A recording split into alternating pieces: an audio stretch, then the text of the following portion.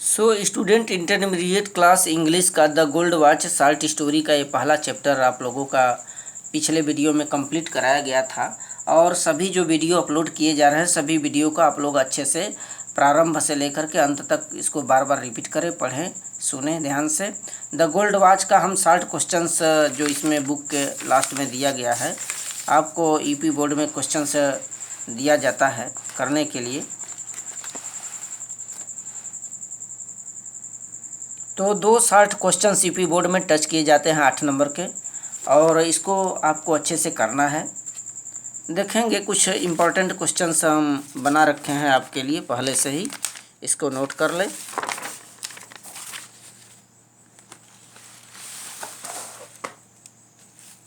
देखें, पहला क्वेश्चन हम दिए हैं, who was Shanku, where did he work. Very he important questions और इजी भी है। Shanku was low paid labourer who worked in a factory. तो कम दाम पर काम करने वाला एक श्रमिक था जो कि एक फैक्ट्री में काम करता था। क्वेश्चन नंबर 2 है, what were Shanku's problems and how did he plan to solve them. Shanku की मुख्य समस्याएं क्या थी और उन समस्याओं को कैसे वो सॉल्व करना चाहता था। तो आपको पता ही है, गरीबी सबसे बड़ी उसकी प्रॉब्लम थी। Shanku was poor worker who worked in a factory as a low paid labourer. तो बहुत कम दाम पर काम करने वाला एक गरीब श्रमिक था। He had taken many loans from several people. बहुत से लोगों से कर्ज ले रखे थे। और he was too poor to pay off his debts. इतना गरीब था कि अपने कर्जों को नहीं दे सकने में समर्थ नहीं था, नहीं दे पाता था। He planned to solve them by stealing the gold watch of his additions of his English engineer.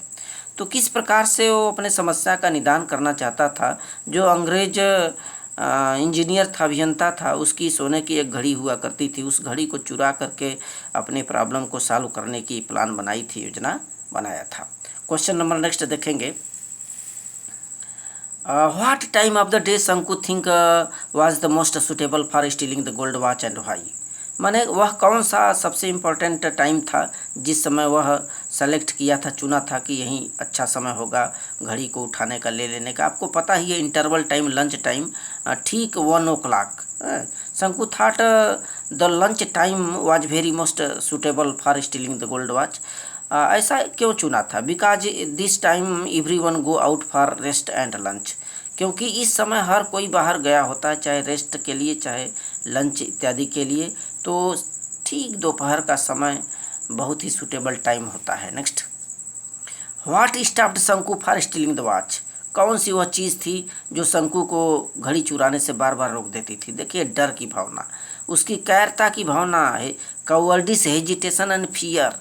ये जो उसकी कायरता और डर की भावना थी, उसे हमेशा रोक देती थी। नेक्स्ट क्वेश्चन है, why could Shanku no longer postpone the act of stealing the gold watch. तो उस घड़ी को चुराने की जो मनसौदा था, उसको काफ़ी देर तक क्यों नहीं पोस्टपोन, माने टाला जा सकता था उस घड़ी को चुराने का शंकु के लिए। तो Shanku could no longer postpone act of stealing because he was very urgent need of money to pay off his all debts. देखें, अपने संपूर्ण कर्जों को चुका देने के लिए उसके पास पैसे नहीं थे, और पैसों की अर्जेंट नीड थी, सख्त ज़रूरत था, ताकि वह अपने डेब्ट्स माने कर्जों को दे पाए।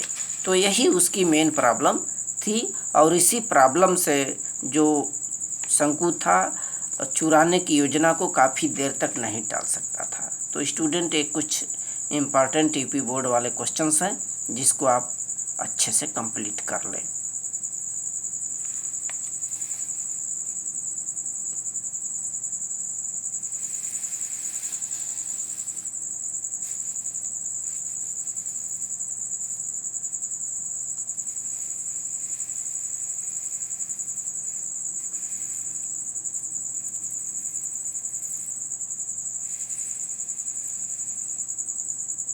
So student, thank you.